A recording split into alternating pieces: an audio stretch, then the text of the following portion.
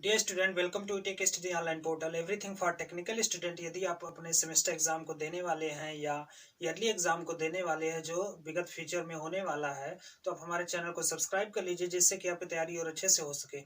आज का जो वीडियो है आप देख सकते हैं कि आज का जो टैगलाइन है वह ITI इलेक्ट्रीशियन प्रैक्टिकल वाइवा। जो थंबनेल आप यहाँ पे देख सकते हैं कि यह इलेक्ट्रीशियन प्रैक्टिकल वाइवा, जैसे पता है कि 23 तारीख से प्रैक्टिकल स्टार्ट होने वाला है, तो एक एग्जामिनर के सामने कैसे हम अपने क्वेश्चन का आंसर दे, क्या क्या एक्सपेक्टेड क्वेश्चन हो सकता है जो एग्जामिनर हमसे वाइवा में पूछ सकता है और उसका सटीक आंसर कैसे दे। जैसे काफी चीजें हमें पता होती है, लेकिन एग्जामिनर जब क्वेश्चन पूछता है तो टू द पॉइंट हम आंसर न करके उसे घुमा फिरा के इधर उधर से क्वेश्चन पूछते हैं, जिससे एग्जामिनर जो होता है वह चिढ़ जाता है और सही आंसर पर भी हमें नंबर वह नहीं देता। तो आज का जो वीडियो है इसी से संबंधित है कि एक इलेक्ट्रीशियन का बच्चा अगर विगत फ्यूचर में, विगत भविष्य में इलेक्ट्रीशियन ट्रेड का है, वह प्रैक्टिकल का वाइवा देने वाला है, तो क्या एक्सपेक्टेड संभावनाएं हैं, क्या संभावित क्वेश्चन है और उस संभावित क्वेश्चन का क्या सटीक आंसर होगा, उसको डिस्कस करेंगे। तो आइए देखा जाए। फर्स्ट क्वेश्चन देखिए क्या है। फर्स्ट क्वेश्चन है आपका, कह रहा है कि धारा क्या है, उसका एक बड़ा तथा एक छोटा मात्रक बताइए। वो आपसे पूछ सकता है कि धारा क्या है, उसका एक बड़ा और एक छोटा मात्रक बताइए। तो धारा को हम कैसे परिभाषित करते हैं? आवेश प्रवाह की दर को धारा कहते हैं। आवेश प्रवाह की दर को धारा कहते हैं। दर को धारा कहते हैं। और एक बड़ा मात्रक जो होगा, जैसे हमें पता है कि धारा का जो मात्रक होता है एम्पियर, अगर बड़ा मात्रक वो हमसे पूछ रहा है तो क्या होगा? Kilo ampere. इससे बड़ा मात्रक जो होगा वह मेगा एम्पियर होगा। ठीक है। अगर छोटा मात्रक कह रहा है तो एक छोटा मात्रक आपका क्या हो जाएगा? वह आप मिली एम्पियर भी कह सकते हैं और माइक्रो एम्पियर भी कह सकते हैं। सब क्या है? माइक्रो एम्पियर से जो छोटा मात्रक होगा वह क्या होगा? Nano ampere. नैनो एम्पियर से जो छोटा मात्रक होगा वह क्या होगा? Pico ampere. तो इसको याद रखिएगा, वो आपसे पूछ सकता है कि धारा क्या होता है, धारा को परिभाषित करिए और धारा का एक छोटा एक बड़ा मात्रक बताइए, जो कि बेसिक सा क्वेश्चन है। तो धारा किसे कहते हैं? आवेश प्रवाह की दर को धारा कहते हैं। और एक बड़ा मात्रक जो होगा वह किलो एम्पियर या मेगा एम्पियर होगा। एक छोटा मात्रक जो होगा वह milli ampere, micro ampere, nano ampere या पिको एम्पियर होता है। यहाँ पे आपसे पूछ सकता है कि एक मिली एम्पियर में कितना एम्पियर होगा, तो आप जानते रहिए 10⁻³ एम्पियर। एक माइक्रो एम्पियर में कितना एम्पियर होगा, तो जानते रहिए 10⁻6 एम्पियर। एक नैनो एम्पियर में कितना एम्पियर होगा, यह होगा 10⁻9 एम्पियर।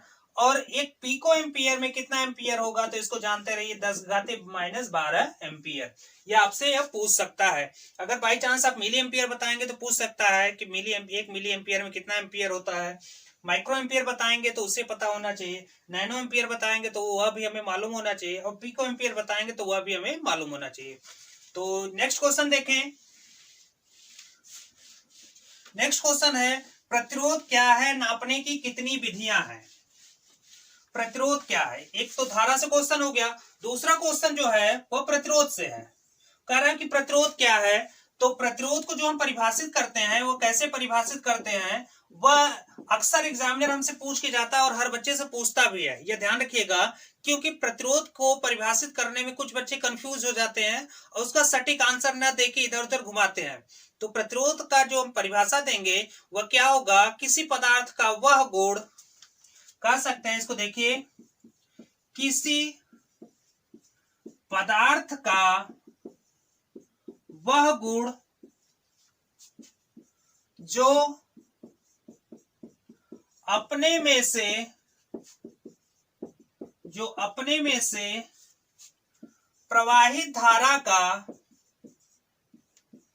प्रवाहित धारा का विरोध करे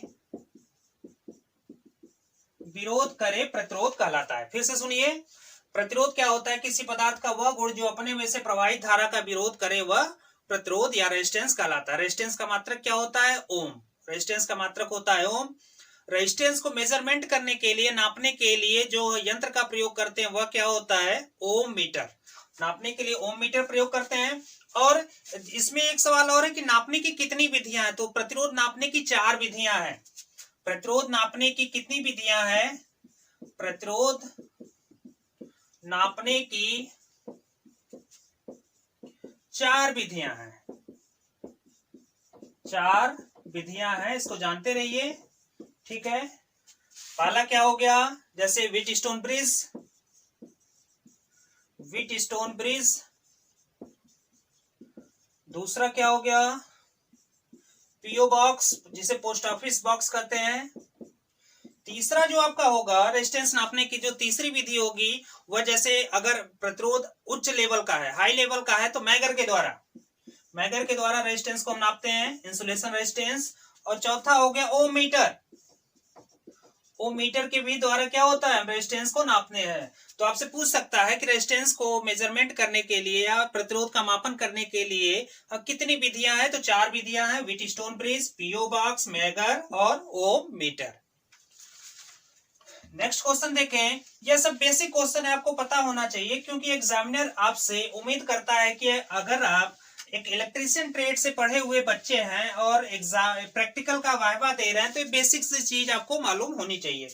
थर्ड क्वेश्चन देखिए, क्या कह रहा है कि व्हीटस्टोन सेतु का संबंध बताइए। व्हीटस्टोन सेतु जिसे कहते हैं व्हीटस्टोन ब्रिज, व्हीटस्टोन ब्रिज क्या होता है इसको पहले समझें। व्हीटस्टोन ब्रिज का प्रयोग हम अज्ञात प्रतिरोध मापन के लिए करते हैं। अभी आपको पीछे बताया गया कि प्रतिरोध नापने की 4 विधियां हैं, उसमें से एक विधि क्या? व्हीटस्टोन ब्रिज, जिसे व्हीटस्टोन सेतु कहते हैं। और इसका प्रयोग हम अननोन रेजिस्टेंस या कह सकते हैं कि अज्ञात प्रतिरोध का मापन के लिए हम करते हैं। अज्ञात प्रतिरोध मापन के लिए व्हीटस्टोन ब्रिज का प्रयोग करते हैं, जो जिसमें संबंध आता है। तो आपसे संबंध पूछा गया जिसमें होता है P/Q बराबर R/S। इसको याद रखिएगा, व्हीटस्टोन सेतु अगर बैलेंस अवस्था में है तो यह संबंध सही होगा, P/Q बराबर R/S। अब व्हीटस्टोन ब्रिज में एक गैल्वेनोमीटर होता है, तो आपसे पूछ सकता है कि गैल्वेनोमीटर का मेजरमेंट क्या होता है या गैल्वेनोमीटर किस उद्देश्य से प्रयोग किया जाता है। तो गैल्वेनोमीटर होता क्या है कि गैल्वेनोमीटर एक ऐसा यंत्र है जो धारा की उपस्थिति को बताता है, जो धारा की उपस्थिति को बताएगा, ठीक है न, उसके मान को नहीं बताएगा। इसलिए इसको हम प्राइमरी यंत्र इंस्ट्रूमेंट में रखते हैं।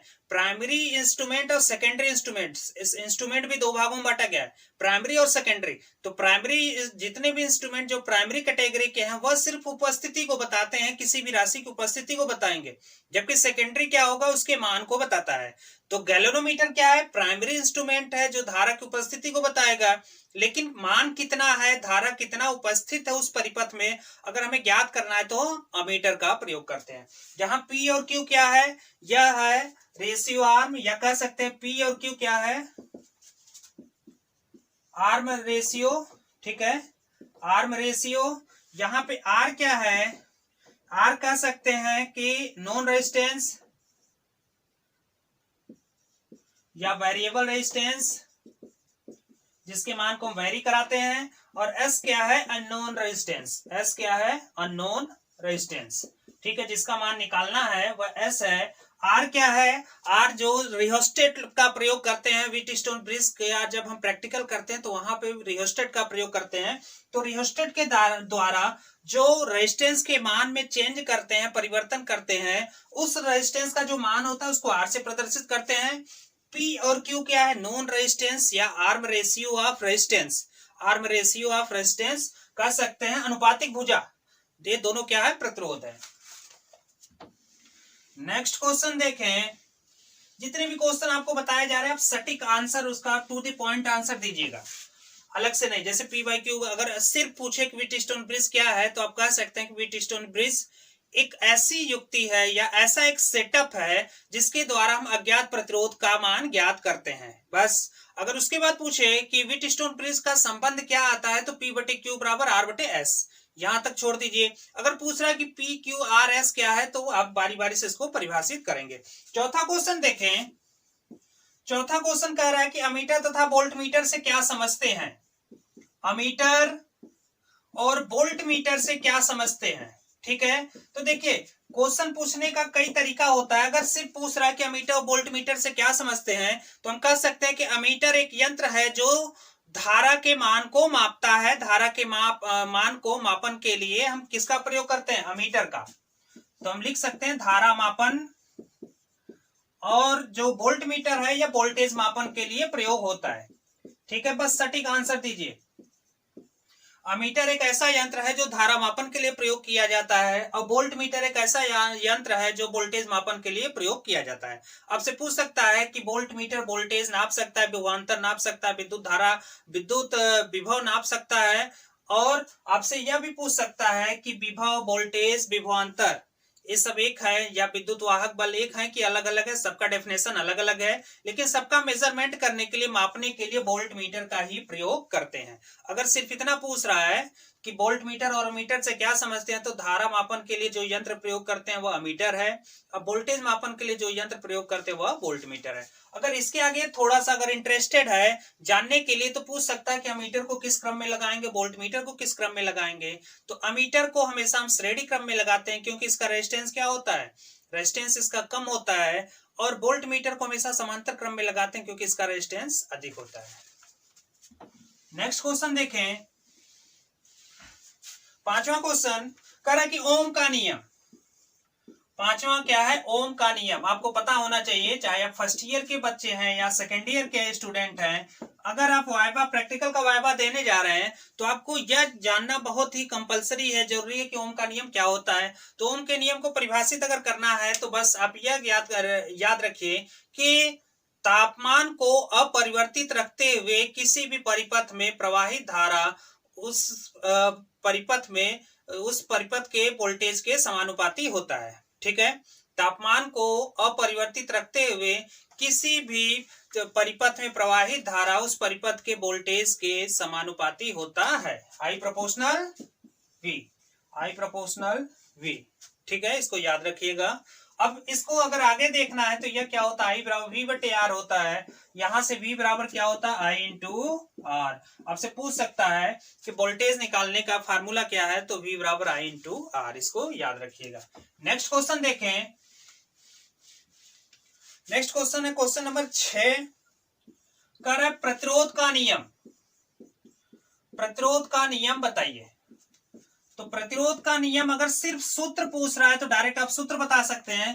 प्रतिरोध का नियम जैसे पूछ रहा है कि आपसे कि प्रतिरोध का नियम क्या होता है बताइए, तो प्रतिरोध का नियम आप डायरेक्ट बताइए कि आर बराबर rho into L by A. R बराबर rho into L by A. R क्या है?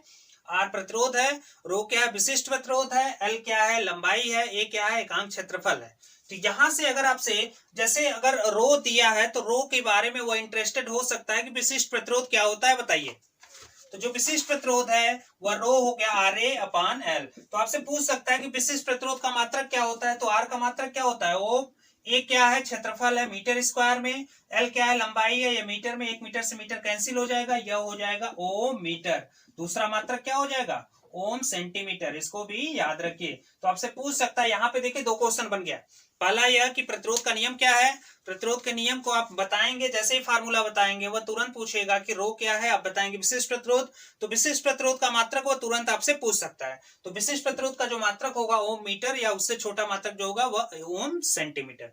विशिष्ट प्रतिरोध का डेफिनेशन भी पूछ सकता है। तो विशिष्ट प्रतिरोध का जो डेफिनेशन होगा बता सकते हैं कि यदि किसी अनुप्रस्थ काट, या कह सकते हैं कि यदि किसी चालक की लंबाई 1 मीटर और उसके अनुप्रस्थ काट का क्षेत्रफल 1 मीटर स्क्वायर हो, तो उस चालक का प्रतिरोध ही उसका विशिष्ट प्रतिरोध कहलाएगा। उस चालक का प्रतिरोध ही उसका विशिष्ट प्रतिरोध कहलाएगा। नेक्स्ट क्वेश्चन देखें।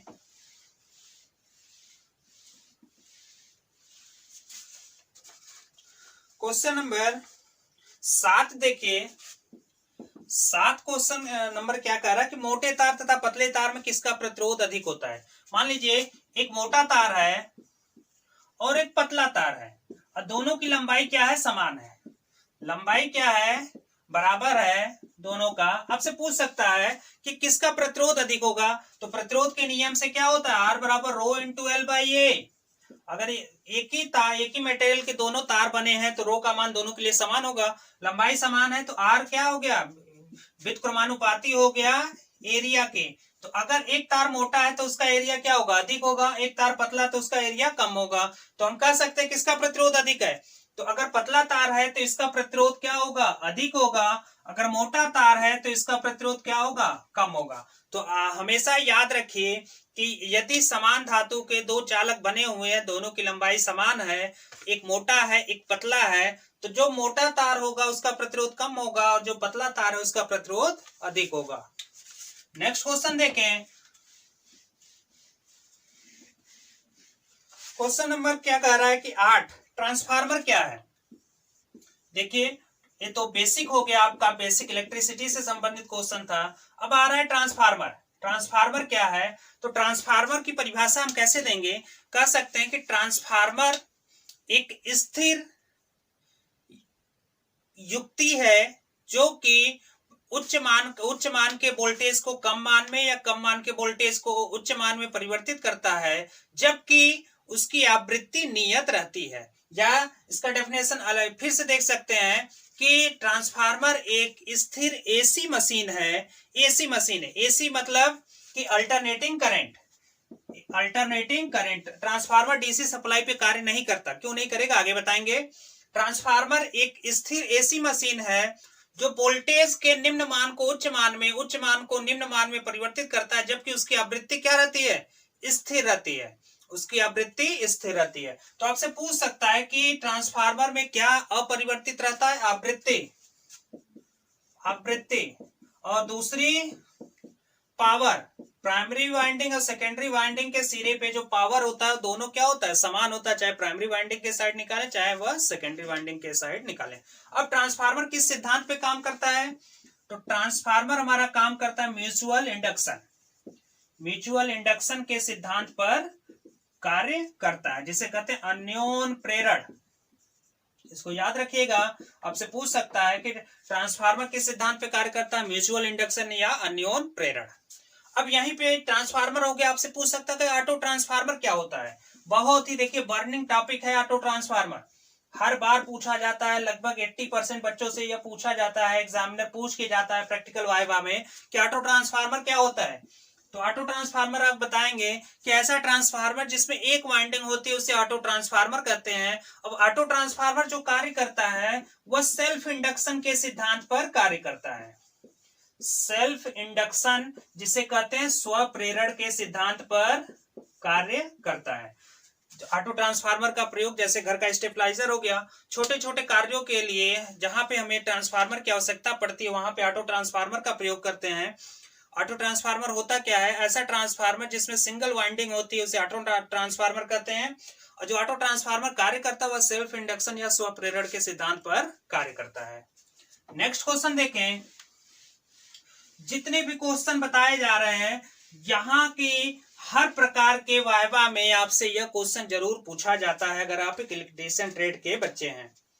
9वां क्वेश्चन देखिए। 9वां क्वेश्चन कह रहा है कि प्राइमरी तथा सेकेंडरी वाइंडिंग क्या होता है, बताइए। प्राइमरी तथा सेकेंडरी वाइंडिंग क्या होता है बताइए। तो प्राइमरी वाइंडिंग क्या होता है, सेकेंडरी वाइंडिंग क्या होता है, आपको मालूम होगा। एक बार फिर से बता दिया जाए। प्राइमरी वाइंडिंग क्या होता है, ट्रांसफार्मर में देखिए दो वाइंडिंग होती है। अगर सिंगल वाइंडिंग होगा तो ऑटो ट्रांसफार्मर होगा, अगर टू वाइंडिंग ट्रांसफार्मर है तो उसके दो वाइंडिंग होगी, एक प्राइमरी साइड एक सेकेंडरी साइड। तो यह हो गया मान लीजिए प्राइमरी साइड, यह हो गया आपका सेकेंडरी साइड, यह क्या हो गया लिंब हो गया और यह क्या हो गया कोर हो गया। ठीक है, कोर। तो प्राइमरी वाइंडिंग क्या होता है, सेकेंडरी वाइंडिंग क्या होता है, तो ट्रांसफार्मर की वह वाइंडिंग जो सप्लाई से जुड़ी होती है, जो सप्लाई से जुड़ी होती है उसे प्राइमरी वाइंडिंग कहते हैं। और ट्रांसफार्मर की वह वाइंडिंग जो लोड से जुड़ी होती है उसे क्या कहते हैं, सेकेंडरी वाइंडिंग। इसको फिर से समझिए। प्राइमरी वाइंडिंग क्या होता है, तो ट्रांसफार्मर में टू वाइंडिंग, ट्रांसफार्मर में दो वाइंडिंग होती है, प्राइमरी वाइंडिंग सेकेंडरी वाइंडिंग। तो ट्रांसफार्मर की वह वाइंडिंग जो सप्लाई से जुड़ी होती है उसे प्राइमरी वाइंडिंग कहते हैं, और वह वाइंडिंग जो कि लोड से जुड़ा होता है उसे सेकेंडरी वाइंडिंग कहते हैं। नेक्स्ट क्वेश्चन देखिए। नेक्स्ट क्वेश्चन क्या है, 10 नंबर। 10 नंबर कह रहा है कि ट्रांसफार्मर में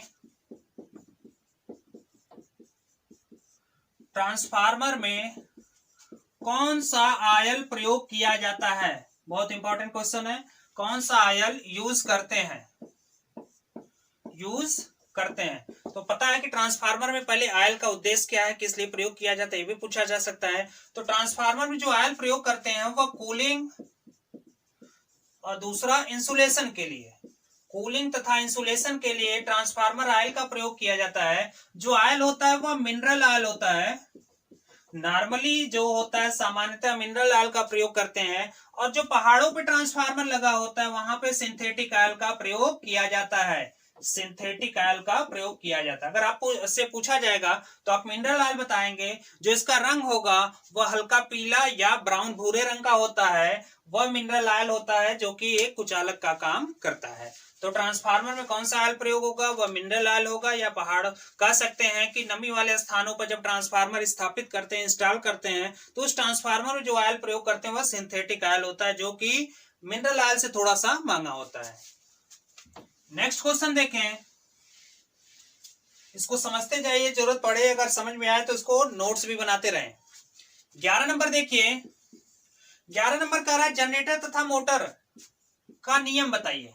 जनरेटर और मोटर का नियम बताइए। अब देखिए, कार्य सिद्धांत पूछे और नियम पूछे दोनों अलग अलग है। जनरेटर और मोटर का जो कार्य सिद्धांत है तो वह कह सकते हैं कि Faraday law of electromagnetic induction, Faraday law of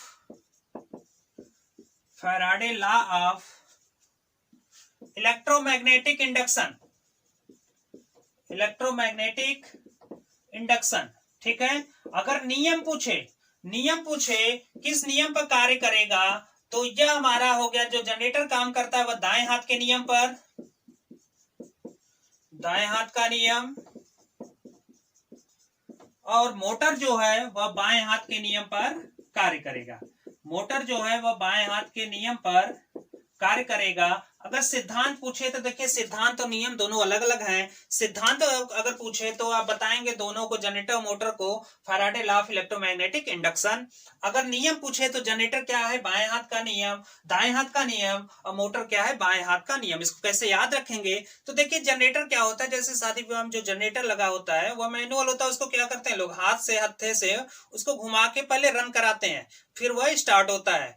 तो वहां पे जो जनरेटर को हम घुमा रहे हैं, मेनली क्या होता है, अगर राइट हैंडेड आदमी है, अगर राइट हैंड से काम करने वाला, तो क्या करेगा, अपने दाहिने हाथ से घुमाएगा। तो दाहिने हाथ से किसको घुमा रहे हैं, जनरेटर को। तो जनरेटर किस नियम पर कार्य किया, दाहिने हाथ के नियम पर। और मोटर, अगर यह दाहिने हाथ के नियम पर जनरेटर काम कर रहा है, तो मोटर किस पे करेगा, बाएं हाथ के नियम पर। इसको याद रखिएगा। नेक्स्ट क्वेश्चन देखिए, क्वेश्चन नंबर 12 क्या है, 12 नंबर क्वेश्चन कह रहा है कि ट्रांसफार्मर डीसी पे क्यों कार्य नहीं करता। बहुत इंपॉर्टेंट है, पूछा गया है कई बार। कह रहा है कि ट्रांसफार्मर डीसी पर कार्य क्यों नहीं करता, कार्य क्यों नहीं करता। पहले आपसे पूछा जा सकता है कि क्या ट्रांसफार्मर डीसी सप्लाई पे कार्य करता है। अगर पूछा जाएगा तो आप बोलेंगे नहीं। अगर पूछा जाएगा क्यों, तो आप बताएंगे कि डीसी सप्लाई पर क्या होगा, ट्रांसफार्मर में फ्लक्स नहीं बनेगा, ट्रांसफार्मर में फ्लक्स नहीं बनेगा। और जब तक फ्लक्स नहीं बनेगा तब तक सेकेंडरी साइड पर इंड्यूस्ड ईएमएफ नहीं मिलेगा। तो डीसी सप्लाई पे कार्य क्यों नहीं करेगा, क्योंकि डीसी सप्लाई जब हम वाइंडिंग को देंगे प्राइमरी साइड को, तो वह फ्लक्स वहां बनाएगा नहीं, फ्लक्स जनरेट नहीं करेगा। अगर फ्लक्स नहीं बन रहा है तो वही फ्लक्स क्या होता है, सेकेंडरी साइड पर विस्थापित होता है, वह सेकेंडरी साइड पे विस्थापित नहीं होगा, और इंड्यूस्ड ईएमएफ हमें जो मिलेगा सेकेंडरी साइड पे वह नहीं मिलेगा। इसको याद रखिएगा। आपसे पूछा जा सकता है कि क्या ट्रांसफार्मर डीसी सप्लाई पे कार्य करेगा, नहीं। क्यों नहीं करेगा, क्योंकि डीसी सप्लाई पे ट्रांसफार्मर फ्लक्स नहीं बनाएगा। अब फ्लक्स नहीं बनेगा तो सेकेंडरी साइड में इंड्यूस्ड ईएमएफ हमें नहीं मिलेगा। नेक्स्ट क्वेश्चन देखें, 13 नंबर क्या कह रहा है कि घर की सप्लाई एसी है या डीसी। तो घर की जो सप्लाई है आप सभी जानते हैं, घर की सप्लाई क्या होती है, एसी। घर की सप्लाई क्या है, एसी। एसी का पूरा नाम क्या है, आपसे पूछ सकता है, अल्टरनेटिंग करंट, अल्टरनेटिंग करंट। और घर की सप्लाई जो सिंगल फेज हो कितना आता है, 230 वोल्ट, 230 वोल्ट। इसको याद रखिएगा। और 3 फेज जो सप्लाई आती है वो कितना होता है, 420 वोल्ट। यह सिंगल फेज हो गया या हो गया 3 फेज, 420 वोल्ट। नेक्स्ट क्वेश्चन देखिए, क्वेश्चन नंबर 14, मेगर क्या है? आपसे पूछ सकता है कि मेगर क्या है। तो मेगर एक प्रकार का यंत्र है जो इंसुलेशन प्रतिरोध या कह सकते हैं कि अर्ध प्रतिरोध नापने के लिए करते हैं। इंसुलेशन रेजिस्टेंस या कह सकते हैं कि अर्थ का प्रतिरोध नापने के लिए हम मेगर का प्रयोग करते हैं। मेगर का दूसरा नाम क्या है? Mega ohm metre. मेगर का दूसरा जो नाम है उसे कहते हैं मेगा ओम मीटर। मेगर का दूसरा नाम है मेगा ओम मीटर। और मेगा ओम मीटर का इसलिए कहते हैं क्योंकि इंसुलेशन रेजिस्टेंस जो अर्थ रेजिस्टेंस है वह मेगा ओम कैटेगरी का होता है, जो कि उच्च प्रतिरोध माना जाता है। तो यह हो गया 14 क्वेश्चन। नेक्स्ट क्वेश्चन देखें, 15 नंबर क्या कह रहा है? 15 नंबर कह रहा है कि इंसुलेटर क्या है। इंसुलेटर आपसे पूछा जा रहा है कि इंसुलेटर क्या है। तो देखिए 15 नंबर क्वेश्चन क्या है, इंसुलेटर। तो इंसुलेटर क्या है? इंसुलेटर का मतलब होता है कुचालक। इंसुलेटर का मतलब होता है कुचालक, ठीक है। जैसे खंभों को, कोई खंभा हो गया, पिलर हो गया, उसको चालक से अलग करने के लिए, उस कंडक्टर से अलग करने के लिए इंसुलेटर का प्रयोग किया जाता है, जिसे हम इंसुलेटर कहते हैं। यह कई प्रकार का होता है, पिन टाइप, ठीक है, suspension type, cycle type, strain type, post type, ठीक है। इतने प्रकार के इंसुलेटर होते हैं। तो इंसुलेटर अगर पूछा जाए क्या होता है, तो आप एक शब्द में बताएंगे कि इंसुलेटर एक प्रकार का कुचालक होता है जिसका प्रयोग ओवरहेड लाइन में कंडक्टर को पिलर या खंभों से अलग करने के लिए हम प्रयोग करते हैं। नेक्स्ट क्वेश्चन देखें, क्वेश्चन नंबर 16। 16 क्वेश्चन देखिए बहुत इंपॉर्टेंट है, लगभग हर बच्चे से यह पूछा गया है। 16 नंबर क्या कह रहा है कि ट्यूबलाइट का सर्किट बनाइए। ट्यूबलाइट का सर्किट बनाइए, ठीक है। तो ट्यूबलाइट का देखिए आसान सा सर्किट आपको बता रहे हैं। ये देखिए ट्यूबलाइट हो गया,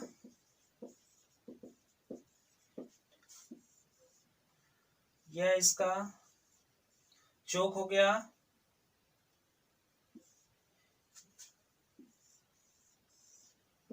यह फेज, न्यूट्रल, और ऊपर वाले टर्मिनल से आप क्या करेंगे, स्टार्टर लगा देंगे।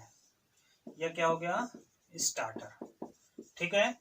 यह आसान सा ट्यूबलाइट का सर्किट हो गया। यह ट्यूबलाइट है, दो टर्मिनल इधर, दो टर्मिनल इधर। तो ऊपर वाले दोनों टर्मिनल से हम स्टार्टर लगा देंगे और नीचे वाले एक टर्मिनल से हम चोक लगा देंगे। यह हमारा क्या है, चोक है, जो फेज से जुड़ा रहेगा। और इधर से दूसरे टर्मिनल से क्या देंगे, उसको न्यूट्रल दे देंगे। तो इसको याद रखिएगा, बहुत ही आसान है ट्यूबलाइट का जो सर्किट आपसे पूछा गया है, और लगभग हर बच्चे से यह बार बार पूछा जाता है। नेक्स्ट क्वेश्चन देखें, क्वेश्चन नंबर 17। 17 कह रहा है कि फ्यूज तार किसका बना होता है। फ्यूज तार किसका बना होता है? तो जो फ्यूज तार होता है वह टीन, कह सकते हैं कि फ्यूज तार हमारा कॉपर वायर का बना होता है। फ्यूज तार किसका बना होता है? कॉपर वायर का बना होता है। फ्यूज का प्रयोग क्यों करते हैं? तो फ्यूज एक प्रकार का सुरक्षात्मक युक्ति है जो बाकी उपकरण को ओवरलोड, शॉर्ट सर्किट की अवस्था में बाकी उपकरण को सुरक्षित रखता है। और इसमें एक वायर होता है, वायर क्या होता है, गल जाता है और मेन सप्लाई जो है वह बंद हो जाती है। तो घर की सप्लाई बंद हो जाती है। तो फ्यूज एक प्रकार का कौन सा युक्ति है? सुरक्षात्मक युक्ति या सेफ्टी यंत्र है, सेफ्टी यंत्र है। नेक्स्ट क्वेश्चन देखें, कह रहा है 18 नंबर कि सोल्डर किसका बना होता है। तो देखिए जो सोल्डर होता है वह टीन और शीशे का बना होता है। टीन और लेड शीशे का बना होता है। टीन की जो मात्रा होती है वह 60% होता है और जो शीशे की मात्रा होती है वह 40% होता है। इसको याद रखिएगा। सोल्डर किस किस धातु का बना होता है? तो सोल्डर जो बना होता है टीन और शीशा का बना होता है। नॉर्मली जो टीन और शीशा का जो मात्रा होता है 60% और 40% होता है। नेक्स्ट क्वेश्चन देखें, 19 नंबर कह रहा है कि एमसीबी तथा एमसीसीबी का पूरा नाम बताइए। तो एमसीबी का पूरा जो नाम है उसे कहते हैं miniature circuit breaker. Miniature circuit breaker, इसको याद रखिएगा, पूछा गया कई बार। और एमसीसीबी का मोल्डेड केस या कह सकते हैं moulded case circuit breaker. Circuit breaker MCB क्या है? यह भी एक प्रकार का सुरक्षात्मक युक्ति है। एमसीबी में क्या लगा होता है? बाई मेटेलिक स्ट्रिप होती है। पूछता है कि एमसीबी में ऐसी क्या चीज होती है कि वह मेटेलिक, बाई मेटेलिक स्ट्रिप, जिसे द्विधात्विक पत्ती कहते हैं, उसमें एक द्विधात्विक पत्ती होता है। तो पूछा जाता है कि एमसीबी में ऐसी क्या चीज होती है कि पूरे सर्किट को क्या करता है? वह ट्रिप करा देता है। तो एमसीबी में क्या लगा होता है? बाईमेटेलिक स्ट्रिप होती है, पत्ती होती है, जो कि हमारा दो धातुओं से मिलकर बना होता है। अधिक सप्लाई होने पर यह क्या होता है? टेढ़ा हो जाता है, और टेढ़ा होने पर यह पूरे सर्किट को क्या करता है? डिस्कनेक्ट कर देता है, और फिर ठंडा होने पर पुनः अपने पोजीशन पर या हम उसको मैनुअली क्या करते हैं? ऊपर कर देते हैं। नेक्स्ट क्वेश्चन देखें, क्वेश्चन नंबर 20 क्या कह रहा है कि फैन में कितनी वाइंडिंग तथा टर्न होते हैं? फैन, जैसे क्या होगा कि आप जिस रूम में बैठ के वाइवा दे रहे हैं, एग्जामिनर का अगर ध्यान चला गया फैन पर, ट्यूबलाइट पे, जैसे ट्यूबलाइट का कनेक्शन वो पूछ दिया, तो उसी के साथ उस रूम में फैन है तो फैन पर भी उसका ध्यान जाएगा। तो फैन के बारे में पूछ सकता है कि फैन एसी पे चल रहा है तो डीसी पे, तो आप बताएंगे एसी पे। कितने सप्लाई पे? 230 वोल्ट पर। कह रहे हैं कि फैन में कितनी वाइंडिंग होती है? 2 वाइंडिंग, रनिंग वाइंडिंग और स्टार्टिंग वाइंडिंग। रनिंग वाइंडिंग और स्टार्टिंग वाइंडिंग। और पूछ सकता है कि कितने टर्न होते हैं? तो टर्न की संख्या दोनों में जो अंतर रखते हैं, 20 से 30 टर्नों का अंतर रखते हैं। एक में हमारा 360 होगा तो दूसरे में कितना होगा? 340 टर्न रखते हैं। तो यह तो हो गया आपका बेसिक क्वेश्चन जो कि आपके सिलेबस से संबंधित है। अब कुछ एक्स्ट्रा ऑर्डिनरी क्वेश्चन है जो कि बच्चे को पता होना चाहिए, लेकिन क्या होता है कि एग्जामिनर के सामने वह नर्वस हो जाता है और भूल जाता है। जैसे कि अगर आप प्रैक्टिकल वाइवा देने जा रहे हैं तो आप अपने पढ़ाई से संबंधित चीजों को याद रखिए, प्लस जो पढ़ रहे हैं उसके बारे में भी जानते रहिए। आईटीआई क्या है, आईटीआई का पूरा नाम क्या है, एनसीवीटी का पूरा नाम क्या है, डीजीईटी का पूरा नाम क्या है, ये सब चीजों को आप जानते रहिए, क्योंकि यह बेसिक चीज है। अगर एग्जामिनर के दिमाग में कुछ भी आ सकता है, देखिए प्री नोन नहीं होता है, पहले से डिफाइन नहीं होता है कि वह यही क्वेश्चन पूछेगा, आपसे अलग पूछेगा तो आपके दोस्त से अलग पूछ सकता है, आपके तीसरे सहपाठी से अलग क्वेश्चन पूछ सकता है। हो सकता है कि 2 बच्चों से सिर्फ आईटीआई का पूरा नाम, एनसीवीटी का पूरा नाम, एससीवीटी का पूरा नाम पूछे। तो आईटीआई और आईटीसी दोनों क्या है? एक ही कोर्स है। आईटीआई का होता है इंडस्ट्रियल ट्रेनिंग इंस्टीट्यूट और आईटीसी का होता है इंडस्ट्रियल ट्रेनिंग सेंटर। एनसीवीटी क्या होता है? हमारा national council for vocational training. और एससीवीटी क्या होता है? State council for vocational training. इसको भी जानते रहिए। तो क्या हो गया? कुछ महत्वपूर्ण क्वेश्चन एक इलेक्ट्रीशियन ट्रेड के बच्चे को, जो कि नियर फ्यूचर भविष्य में वो अपना प्रैक्टिकल एग्जाम देने वाला है और उससे संबंधित जो वाइवा पूछा जाएगा, तो कुछ जो चीजें थी, लगभग हर क्वेश्चन, हर बच्चे से यह क्वेश्चन पूछा जाता है, वो आपको बताया गया। तो उम्मीद करते हैं कि आपको ये वीडियो पसंद आई होगी। अगर वीडियो पसंद आई तो वीडियो को लाइक करें, चैनल को अभी तक आपने सब्सक्राइब नहीं किया तो सब्सक्राइब कर ले, तथा बेल आइकन जरूर दबा लें।